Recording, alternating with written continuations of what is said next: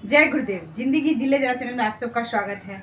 आज की कहानी है ईश्वरीय वरदान कैसे हमें मिलता है और किसे मिलता है। सत्पात्र को मिलता है।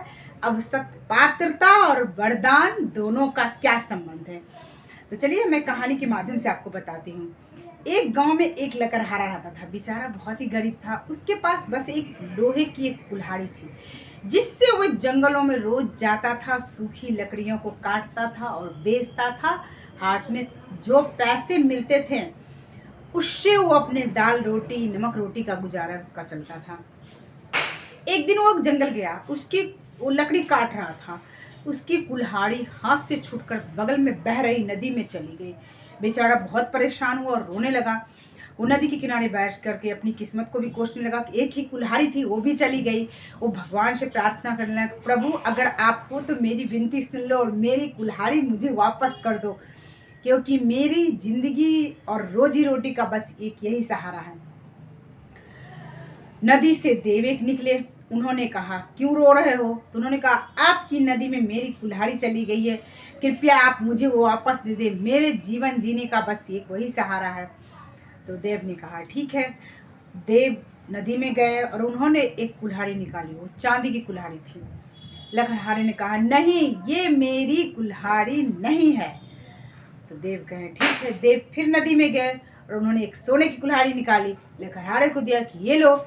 लकड़हारे बोला, नहीं, ये भी मेरी नहीं है। देवता फिर नदी में गए और उन्होंने फिर तीसरी बार जब वो बाहर आए तो उनके हाथ में सोने चांदी और लकड़हारे की लोहे वाली कुल्हाड़ी भी थी। तो उन्होंने लकड़हारे से पूछा, अब बोलो कौन है? लकड़हारे ने अपनी लोहे की वो जो कुल्हाड़ी थी वो उठाई और कहा, देव यही मेरी कुल्हाड़ी। और उसके चेहरे पर प्रसन्नता आ गई। देवता ने कहा कि मैं तुम्हारे सत्पात्रता और ईमानदारी, सत्यता और ईमानदारी से बहुत ही प्रसन्न हूँ, इसीलिए मैं वरदान स्वरूप तुझे ये दोनों कुल्हाड़ियाँ उपहार स्वरूप दे रहा हूँ। लकड़हारे ने देवता को धन्यवाद दिया और गांव आ गया। लकड़हारे ने ये कहानी अपने एक दोस्त को बताई। उसका दोस्त सोचा, कैसा बेवकूफ़ था जो इसने पहली बार में ही सोने की कुल्हाड़ी क्यों नहीं ले ली। उसके दोस्त ने भी जैसे वो जाता था जंगल लकड़ी काटता था, जैसे जैसे उसने प्रक्रिया बताई उसी तरह से उसका दोस्त जंगल में गया। लकड़ी काटने के बहाने उसने कुल्हाड़ी को नदी में गिरा दिया और कुल्हाड़ी गिर गई। तब नदी के पास जाकर बैठकर विलाप करने लगा कि देव मेरी कुल्हाड़ी दे दो, मेरी कुल्हाड़ी आपकी नदी में चली गई। नदी से देव निकले। उन्होंने कहा, बोलो क्यों रो रहे हो? तो उसने कहा, मेरी कुल्हाड़ी आपकी नदी में चली गई। देवता ने क्या किया, जैसी उसकी कुल्हाड़ी लोहे की थी वो ला कर दिया कि ये है तुम्हारी। उसने कहा, नहीं, ये नहीं है मेरी। देवता फिर नदी में गए, चांदी की कुल्हाड़ी निकाली। तो उन्होंने कहा, ये है तुम्हारी।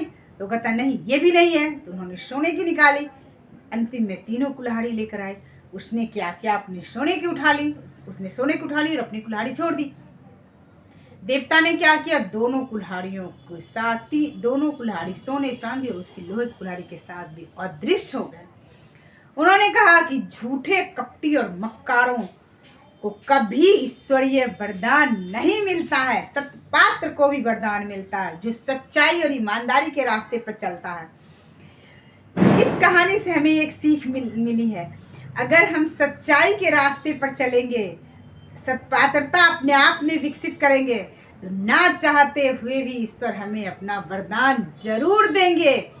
और अगर हम झूठ मक्कार और फेरेब के साथ ईश्वर की उपासना भी करेंगे तो हमें वरदान तो क्या, कुछ नहीं मिलेगा।